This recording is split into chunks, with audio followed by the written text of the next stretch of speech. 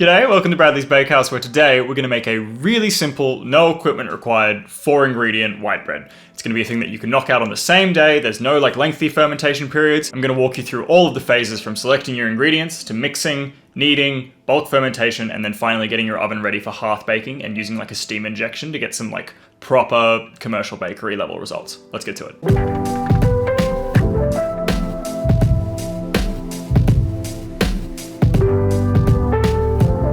So for ingredients, we've got bread flour. That's a 12.5% protein, fairly standard for Australia. Our flour doesn't tend to be as strong as some of the American stuff, but 12.5%, it's more than enough for what we're going to be doing here.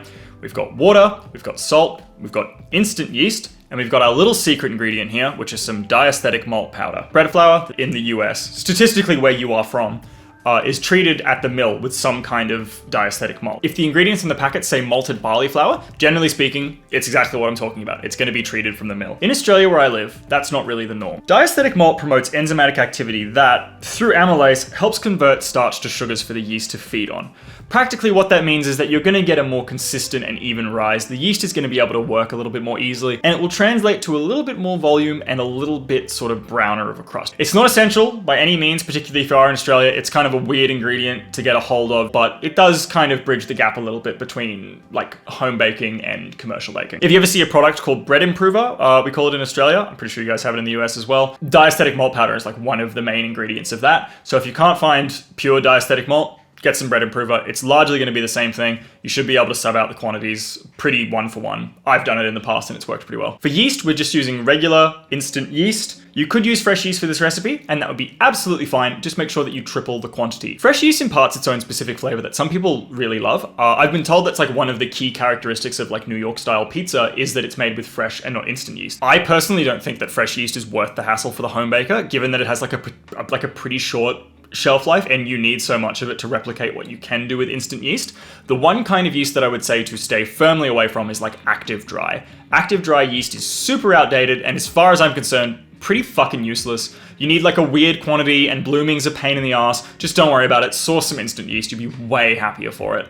SAF is very easy to get. All of the exact measurements for the ingredients are found in the description below, and the one thing that I'm going to implore you to is to get yourself a digital scale. I know this is largely labeled as a no equipment video, largely because that looks better in the title / thumbnail. If you were to measure 2 individual cups of flour, imperial cups of flour, they would be wildly different weights. If you move to grams and you start using weighted measurements with a digital scale, you will notice such an improvement in the quality of your baked goods.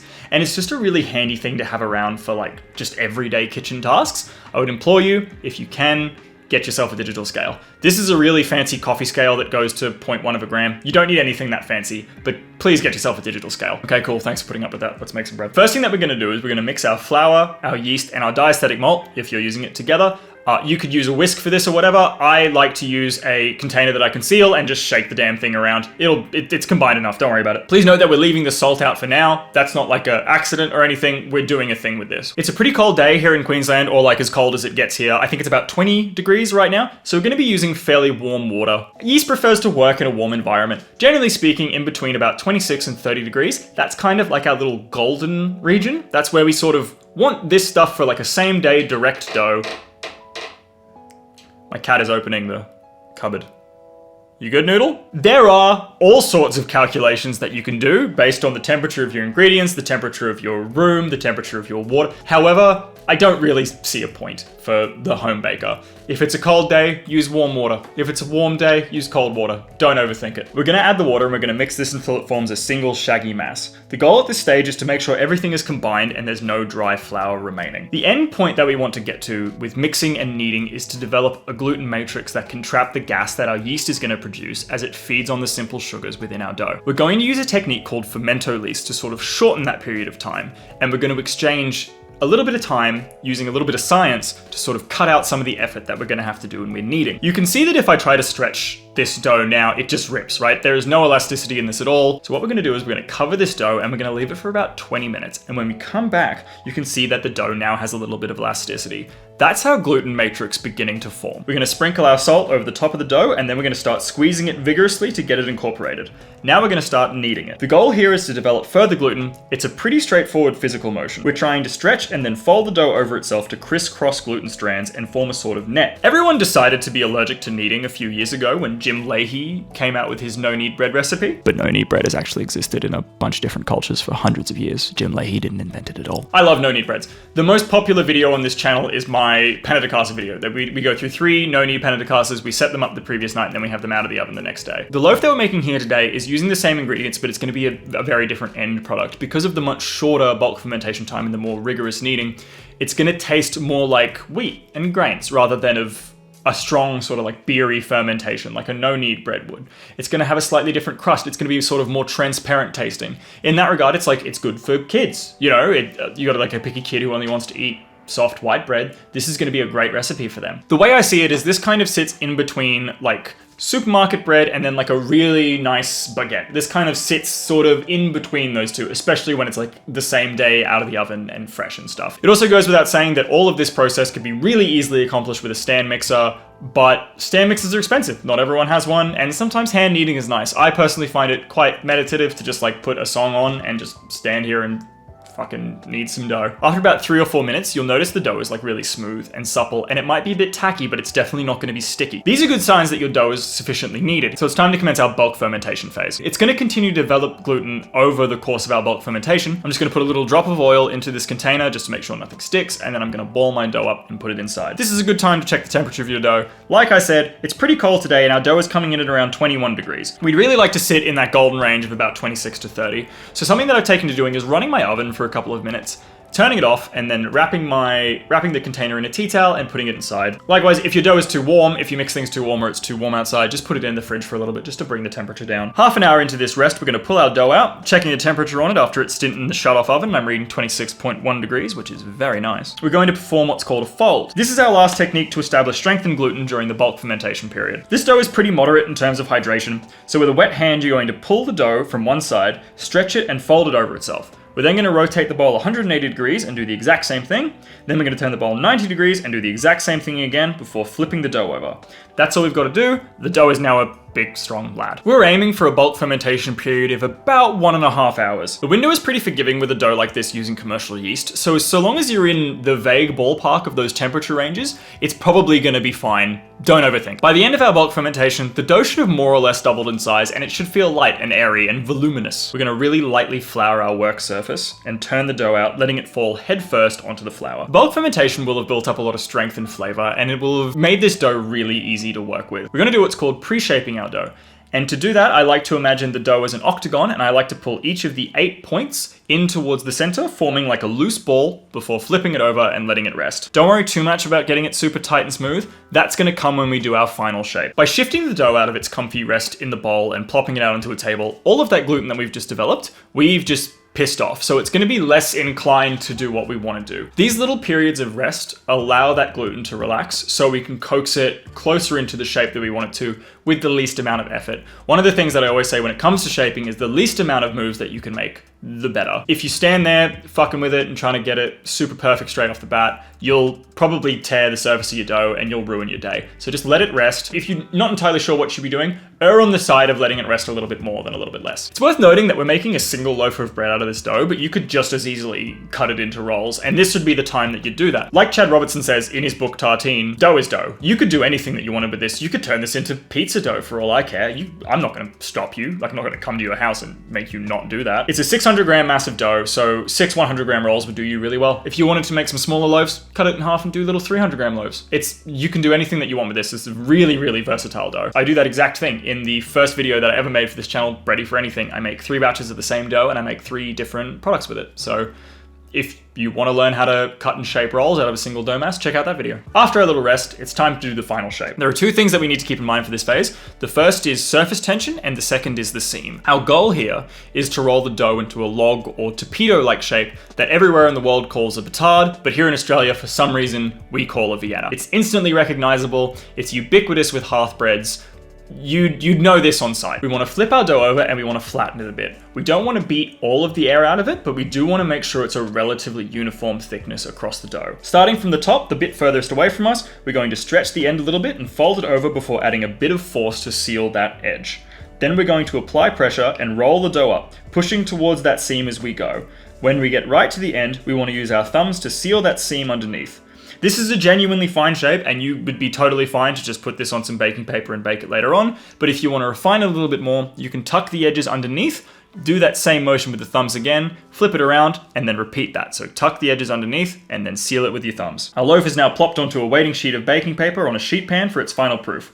Because we want to keep any drafts or any breeze from drying out the top of this, we don't want like a weird skin or anything like that, I honestly just stick the dough in the microwave. It's airtight, it's fairly well insulated. Just don't turn the microwave on because you'll fuck your day up. If shaping seems really intimidating to you, or you end up with something that you're not entirely happy with, the good news is that is just remedied with practice and developing muscle memory. This is a skill, and like all skills, the more you practice, the better you get at it. This dough is really forgiving. It's only about 63% hydration, which if you're up on your sourdough terminology or stuff like that, usually a lot of those doughs are pushing 70% and up. So this is a much more forgiving, easier to handle dough, and it's a great place to start, and it's a great place to practice doing different shapes. So like if higher hydration doughs are shitting you off and you want to do something a little bit basic, start with this and then move on to whatever you want to do, but like get used to touching dough first. You'll note that I didn't really add any excess flour during the final shape. I don't particularly feel a dough like this needs it. I actually don't think many doughs need a lot of excess flour when you get to the final shaping. You will get there, you just need to practice it. I went to a room where people taught me how to do this, and I got to do it 200-300 times a day until it was just like a thing that I couldn't forget how to do. As our dough sets in for our final proof, this is a really good time to get our oven ready for what's called hearth baking. I have like a really fancy expensive baking steel. I'm not going to use it for the sake of this video because I feel like it's antithetical to what I'm trying to teach here. Nonetheless, we want to heat our oven to pretty much as high as it'll go. So mine can get to about 240 degrees if it gets a good 45 minutes to preheat. And then you want to put a vessel that can handle that kind of heat on the bottom of the oven. It's usually done with like a cast iron pan or something like that. I have some stainless steel chain links in here to increase the surface area and the thermal mass because we're going to create a steam injection a little bit later, but we'll talk about that when we get to it. One thing that I also like having is I have this little external thermometer in my oven. The thermostat on electric ovens is generally pretty rubbish. In a big dog oven, they use a thing called PID, which is an incredibly fancy electric relay system. You'll never get anything like that on a home oven unless you spend a ridiculous amount of money. So put an external thermometer in there and sort of monitor the temperature a little bit more accurately that way. That works with everything, by the way. Like if you're roasting a chicken or like a pumpkin or something, like, why did I go with pumpkin? Having a more accurate read on your oven's temperature is a very useful thing to have. All things being equal with the temperature, this loaf will take about 45 minutes for its final proof. It's generally speaking about half the time spent in bulk fermentation. We're not looking for it to double in size at this point. We definitely want it to get bigger and we definitely want it to puff up, but doubling in size would be pushing it past the point where the yeast still has energy to spring in the oven. One thing that a loaf like this really benefits from is being scored. As the loaf bakes, the yeast inside is going to go on a little bit of feeding frenzy, and it's going to consume a ton of sugar and it's going to produce a ton of gas, which is what's going to give us that really noticeable oven spring. If we just put the loaf in as it is, it'll find the weakest point in our shaping and it's probably going to burst out of there. In some instances, that can look really beautiful and that can look really pretty, and it's exactly what we're going for. A lot of like classic rye sourdoughs aren't scored and they get dusted in flour and it produces these like really beautiful cracks. That's not quite what we're going for here today. So the first thing that we're going to do is we're going to dust this loaf with just like a little bit of flour, mostly because it looks cool, and for some reason in my brain it triggers the more like artisanal sort of look. And then we're going to take just a regular serrated steak knife and we're going to make 4 quick, deliberate, purposeful cuts over the top of our loaf. These are our artificial weak points, and using them, we can control the direction for which this loaf is going to expand, and we're going to save it from ripping out the sides or anything like that. It produces an effect that's really quite beautiful. The first thing that we're going to do is, if you've got them, throw a couple of ice cubes onto the floor of the oven. It's going to create a little bit of like preemptive steam, so the loaf isn't going directly into a dry oven. Then we're going to load our loaf in, cover the oven door with a tea towel, and very carefully pour about a cup of boiling water into our steam pan. Then, while that's throwing steam everywhere, we're quickly going to pull the tea towel away and shut the door. Really don't skip the tea towel thing. If you get water on the glass of an oven door, it can shatter, and then you have to have a conversation with your asshole property manager. We use steam to delay the onset of the crust so that the bread can rise to its fullest potential. It's also going to make the crust a little bit crispier. I would argue that it's not entirely necessary. A lot of wood-fired ovens don't use steam, but in mimicking the quality of something that you would get from a commercial bakery, it certainly does go a long way. The big dog ovens that we have in big commercial bakeries, they're usually plumbed into a water source and you can create steam with the touch of a button. That's of course way more convenient. That feature is becoming more and more available in home ovens, but I'm not made of money, so I'm gonna stick with my cast iron pan and a fancy kettle. Part of the reason that we heated our oven to the highest temperature possible was because we needed that immediate heat to evaporate that water. And we're gonna leave it at its max temperature for about 10 minutes so that the oven can kind of recover. If you think about what we've done, we've just put a ton of steam and we just put a ton of water and we also just put a cold mass of dough in there, and that's gonna really tank the oven's temperature. So we're gonna leave it at its max temp for about 10 minutes till it recovers, and then we're gonna turn the oven down to about 210, 220 degrees for about another half hour to finish the bake. All up, the baking time is probably going to take about 40 minutes. You want the crust to be like quite a robust golden, almost sort of like a reddish brown. As soon as we get the loaf out of the oven, we want it cooling on a wire rack so it doesn't sweat. If you're not going to rip into this thing and eat it all immediately with like a meal or something like that, definitely let the loaf cool for about an hour or so.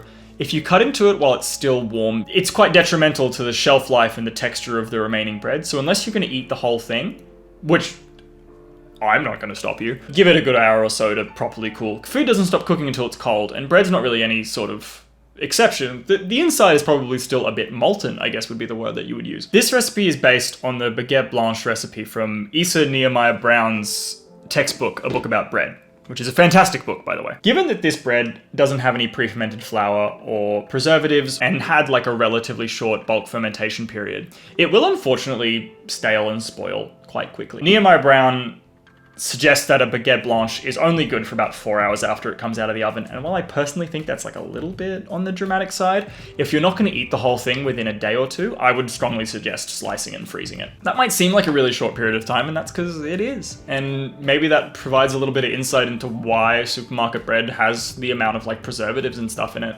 Because when you're trying to churn out bread in as short a period of time as possible, one of the things that you do sacrifice is keeping quality. Thank you so much for watching this episode of Bradley's Bakehouse. I certainly hope that you got something out of it, and I certainly hope that you give making this very, very simple, very, very easy loaf of bread a try.